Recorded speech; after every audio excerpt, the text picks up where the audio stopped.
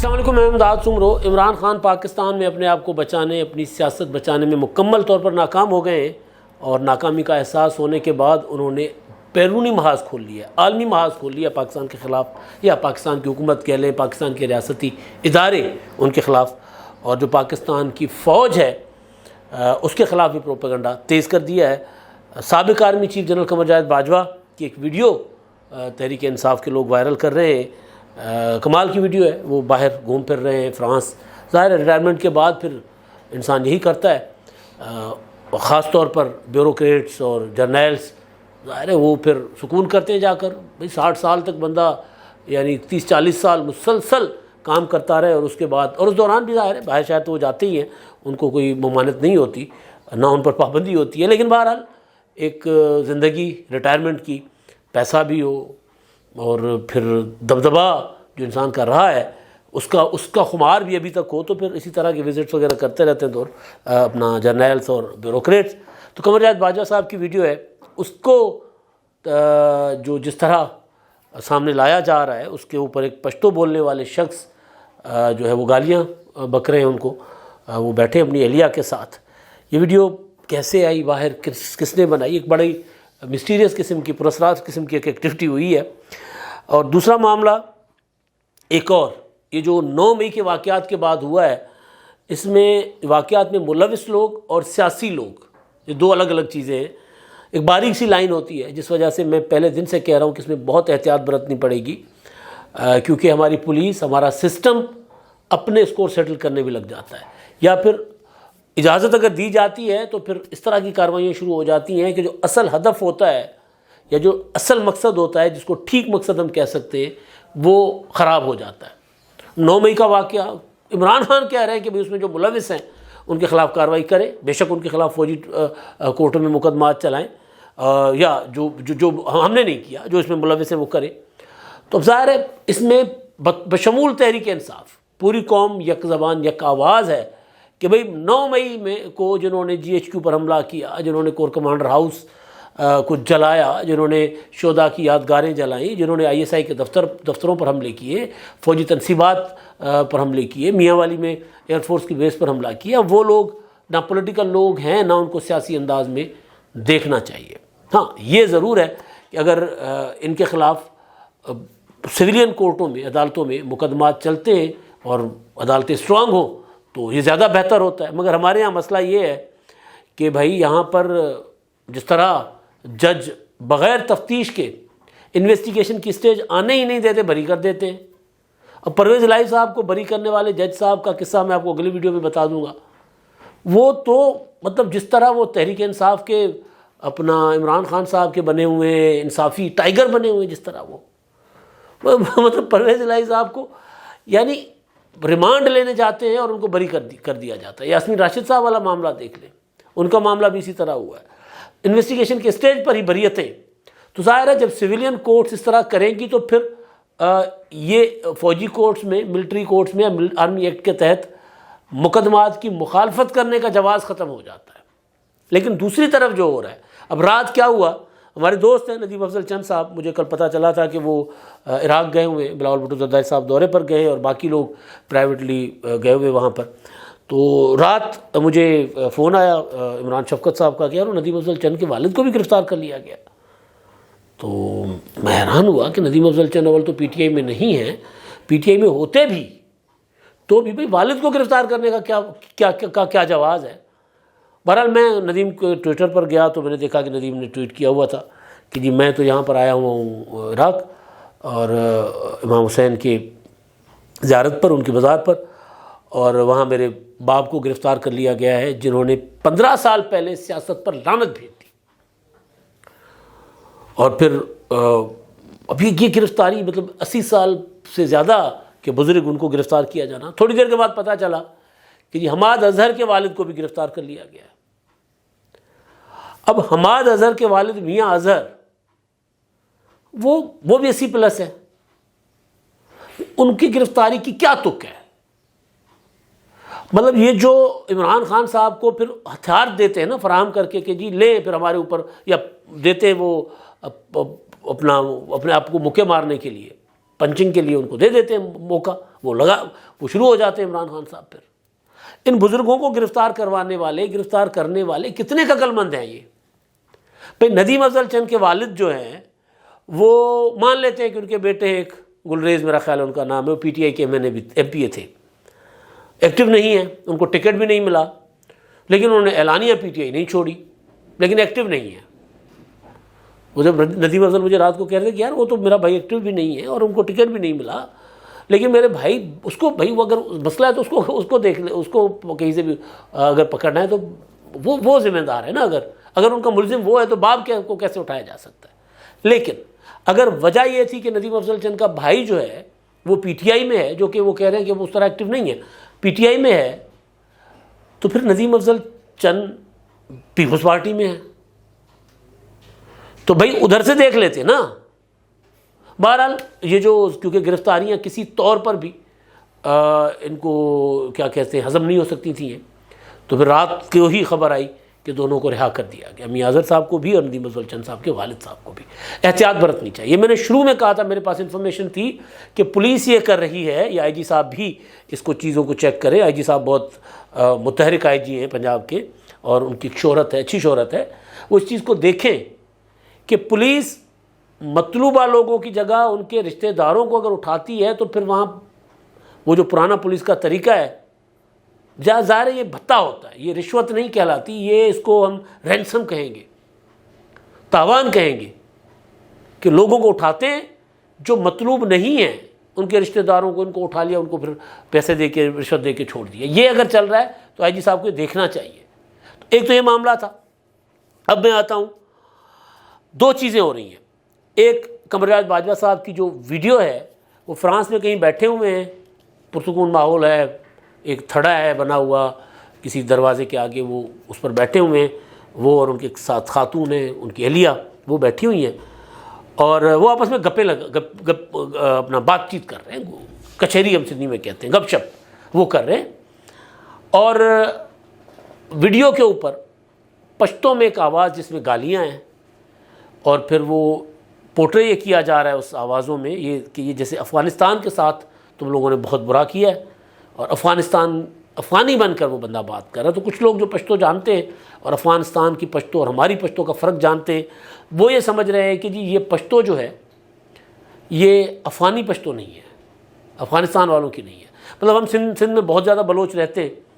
تو ہمارے سندھ کے جو بلوچی بولتے ہیں اور بلوچستان والے جو بلوچی بولتے ہیں، دونوں میں بہت فرق ہے۔ بلوچستان والی بلوچی پہ فارسی کا بہت زیادہ اثر ہوتا ہے، تو ظاہر لوگ جو پشتو سمجھتے ہیں، ہمیں تو سمجھ نہیں آتی، ہم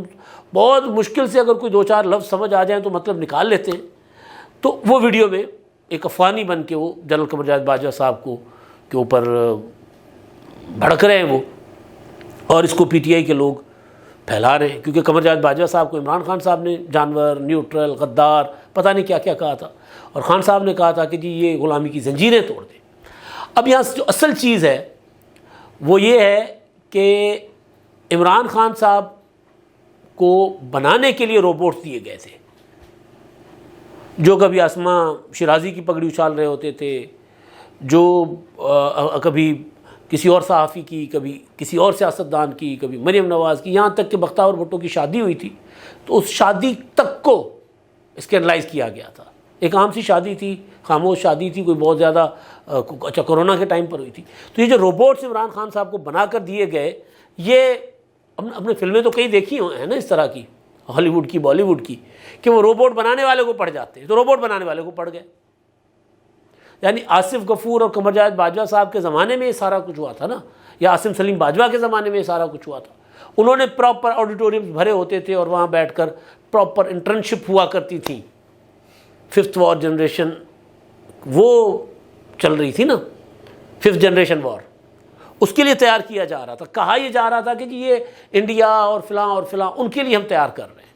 لیکن ایسا نہیں تھا۔ اس وقت بھی ہمارے جیسے لوگ چیخ رہے تھے کہ نہیں، یہ آپ ہم جیسے لوگوں کے لیے جو ڈیموکریٹس ہیں، جو آئین کی بات کرتے ہیں، جو فوج اور اداروں کی سیاست میں مداخلت کی بات کے خلاف ہیں، جو عمران خان صاحب جیسے نمونے آپ جو لے کر آتے ہیں، ان کی حقائق سامنے لاتے ہیں، ان کے لیے آپ نے بنائے۔ تو بہرحال لوگ پڑ گئے، اپنے آپ ان کو پڑ گئے، شروع ہو گئے۔ ایون موجودہ آرمی چیف ظاہر ہے جو اس وقت بھی کہا جاتا ہے کہ وہ بہت باعث بھوک چلنے والے آدمی تھے، ان کا ظاہر ان معاملات سے لینا دینا نہیں تھا، لینا دینا ہوتا تو DGISI ہوتے، عمران خان صاحب 5-6 مہینے میں ان کو ہٹانا دیتے، تو ان کو بھی یہ اچھا خاصا ان کے پیچھے پڑ جاتے ہیں کوئی بھی معاملہ لے کے، ان کی فیملی ان کو. تو بہرحال ایک تو یہ معاملہ ہے. دوسرا معاملہ اب ظاہر ہے قمر جاوید باجوہ صاحب جب یہ ویڈیو دیکھ رہے ہوں گے کہ جی اچھا، اب دلچسپ چیز یہ ہے کہ وہاں جو بندہ جو یہ ڈبنگ ہے، یہ بیسیکلی یہ وہاں بات نہیں ہوئی، وہ ان کی ویڈیو آپ غور سے دیکھ لیں، اس ویڈیو میں وہ آپس میں گپ شپ لگا رہے ہیں، اور جب اس طرح کی کوئی بدمزگی ہوتی ہے تو انسان کے چہرے کے تاثر بدل جاتے ہیں. ایسا کچھ نہیں، وہ آپس میں ماحول کو انجوائے کر رہے ہیں اور آپس میں بات چیت کر رہے ہیں. یہ ویڈیو کے اوپر آواز ڈب کی گئی ہے، اگر وہاں کی ہوتی تو پھر نیچرل ساؤنڈ بنانے والے کو یہ بھی نہیں پتہ چلا تھا کہ یار دونوں آوازیں مکس کر لیں. وہاں لوگ چہل قدمی کر رہے ہیں، وہاں لوگ گزر رہے ہیں، یہ ہو رہا ہے وہ ہو رہا ہے، تو اس کی آواز بھی تو آتی ہے نا، وہ بھی باتیں کر رہے ہیں، اس کی آواز بھی آنی چاہیے تھی. تو بنانے والا اناڑی تھا، اس نے اوریجنل جو ساؤنڈ تھی جس کو ہم نیٹ ساؤنڈ کہتے ہیں، نیچرل ساؤنڈ کہتے ہیں، وہ ساؤنڈ اس نے دبا کے ایک اور ساؤنڈ اس کے اوپر لگا دی. اس کو مکسنگ کرنا نہیں آ رہی تھی. ایک تو یہاں سے پکڑی جاتی ہے کہ یہ وہاں کسی نے ایسا کچھ نہیں کیا فرانس میں بیٹھے ہوئے، یہاں پر یہ جو بنائے گئے 5th جنریشن وار کے لیے انہوں نے کوئی یہ جگاڑ لگا کے نا یہ حرکت کی ہے. سوچتے تو ہوں گے، پریشان تو ہوتے ہوں گے کہ یار ہم نے کیا کر دیا، اپنے ہاتھ کاٹ کر عمران خان کو دے دیے تھے، اور عمران خان بڑا ابھی تک استعمال کر رہا ہے اس کو، یہاں تک استعمال کر رہے ہیں عمران خان صاحب کہ عمران خان صاحب نے اپنے جو اوورسیز تنظیم ہے اس کو متحرک کر لیا ہوا ہے. بڑی دلچسپ خبر آئی ہے، عمران خان صاحب کے عاطف خان ہیں وہاں کے صدر امریکہ کے، اور پھر عمران خان صاحب کے رشتہ دار بھی ہوں گے، برقی عمران خان صاحب کی فیملی ہے کیونکہ ننیال ہے، کوئی سجاد برقی صاحب ہے، فوکل پرسن ہے عمران خان صاحب کے. وہاں پر کانگریس کے ایک اور رکن سے اپنا بات چیت کی ہے، ملاقات کی ہے PTI کے وفد نے، اور انہوں نے کہا کہ جی پاکستان جو ہے اس کو فوجی امداد پاکستان میں انسانی حقوق کے ساتھ مشروط کر لیا جائے. اچھا، اب وہ جو انسانی حقوق کی بات کرتے ہیں نا PTI والے، وہ انسانی حقوق نہیں ہوتے.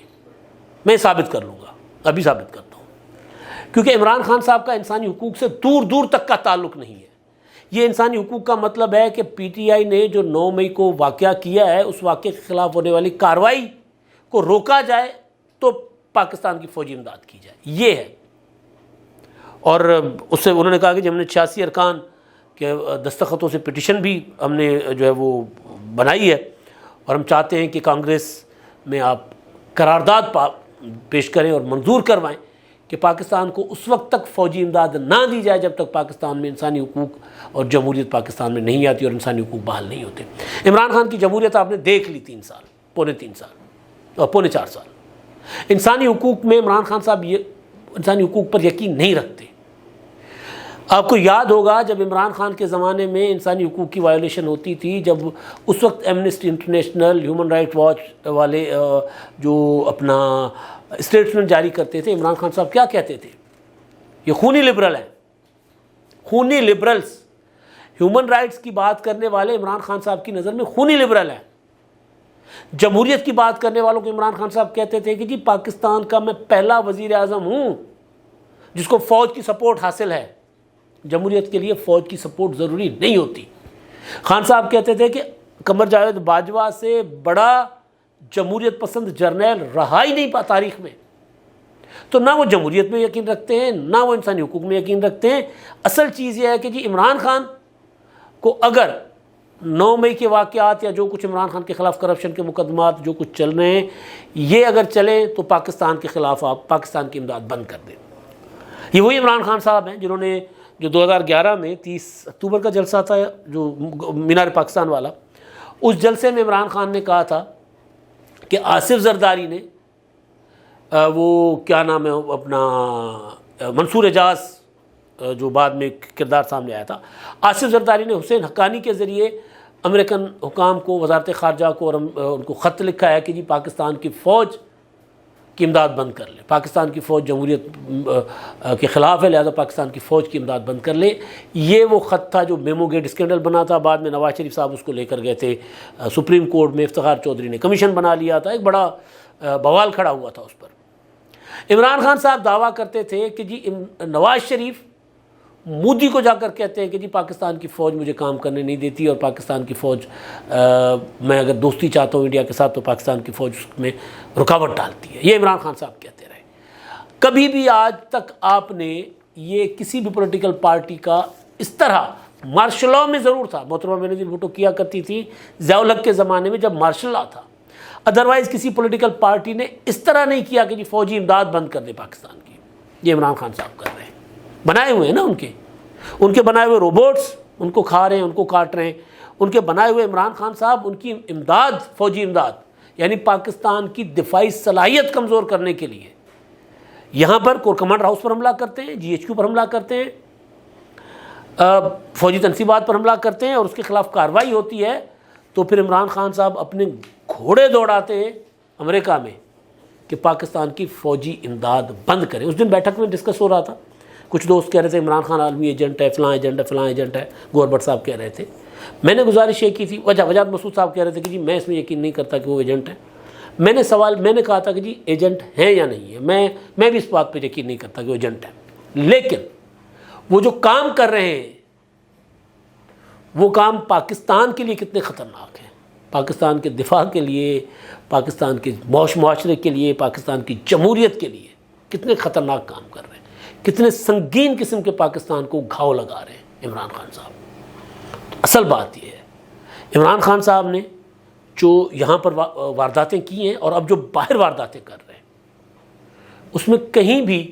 یہ نہیں نظر آ رہا کہ عمران خان صاحب پاکستان کے لیے سیاست کر رہے ہیں. باقی سمجھنے والے سمجھ جائیں. اب تک کے لیے اتنا ہی. اللہ حافظ.